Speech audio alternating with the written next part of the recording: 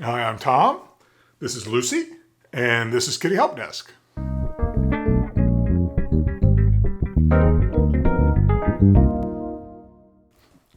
Hi, welcome back. And today I just want to talk for a minute about new cats.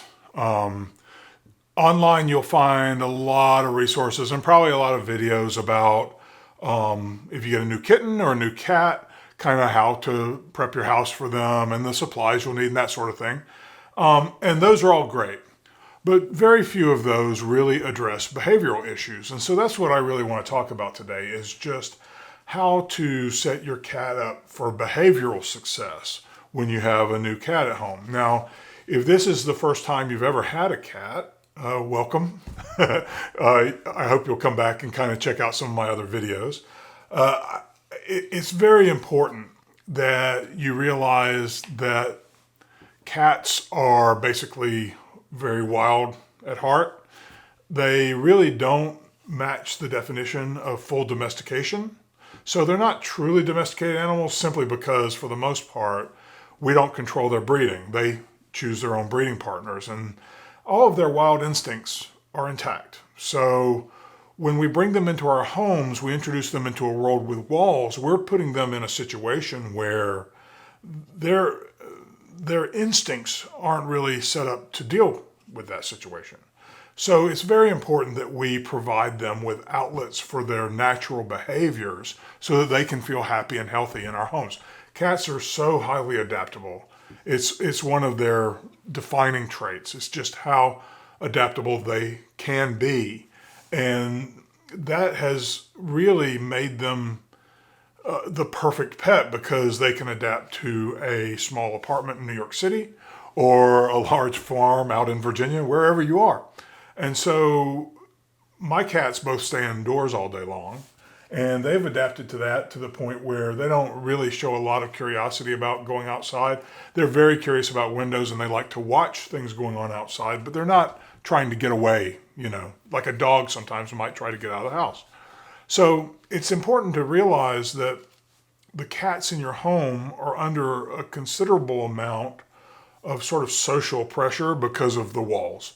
Because in the wild, a cat's only real tool for dealing with conflict is avoidance. So they will run away or they will drive an intruder away. Those are really the only things they can do. Cats as groups will generally timeshare areas so as not to have conflicts. Cats really don't like conflict any more than any other animal does.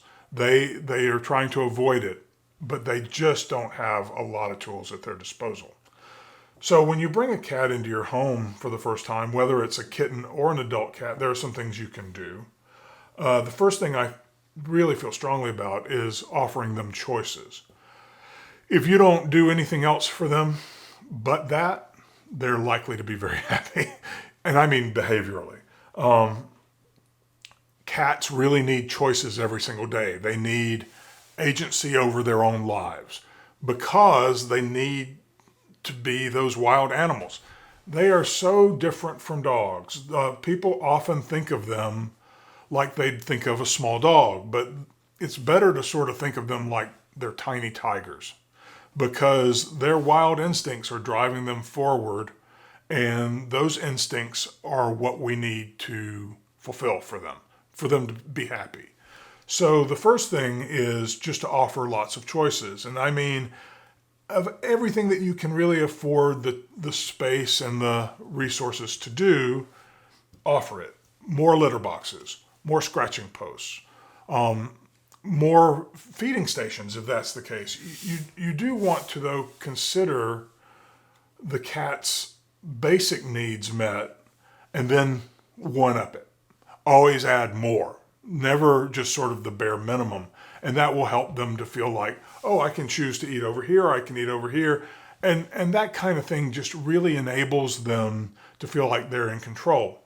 Another thing that really enables them is offering them the choice of whether or not they get petted.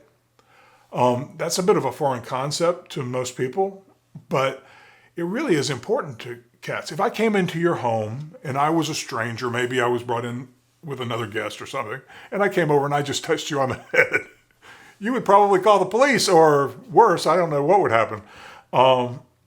It's a little bit invasive, and many times cats will feel that it's invasive. So it's really good to get into the habit of asking for their permission to pet them. And the way you do that is you offer them the knuckles of a closed hand like this.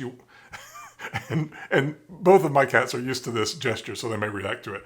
But you offer the knuckles of a closed hand like that, and if they want to be petted, they'll come over and they'll bump your knuckles with their head or their face, right? Oh, yes, thank you. And say, yes, I would like to be petted. If they don't want to be petted, would you like to be petted, Mina? Oh, she would. Oh, good, okay. I thought for a minute she might reject me.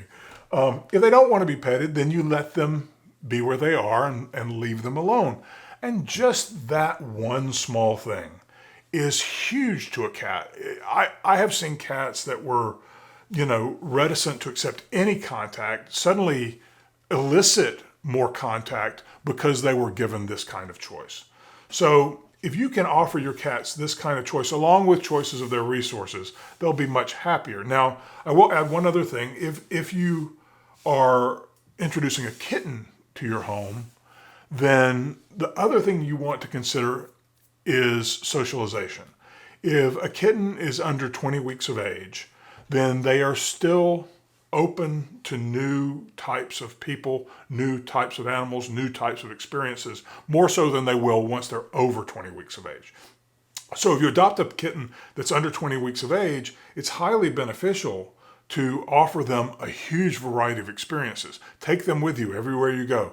Take them and expose them to other people. Have all kinds of different kinds of people come into your home. All, loud, obnoxious people.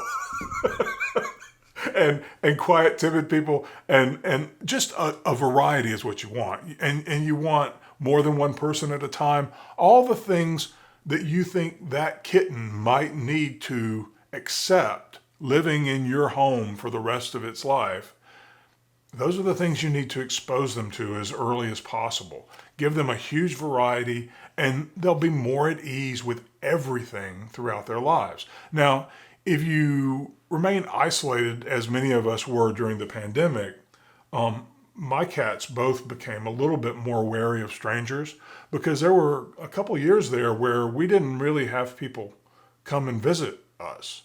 And that really certainly had an effect. But that fallback of their early socialization makes it possible for them to recover from that fairly rapidly. So just, give your cats choices. Let them decide what's best for them from the things that you offer. And I think you'll have much happier and behaviorally healthy cats in your home. Thanks for watching. Please like and subscribe, and I'll see you next time. Thanks. Bye.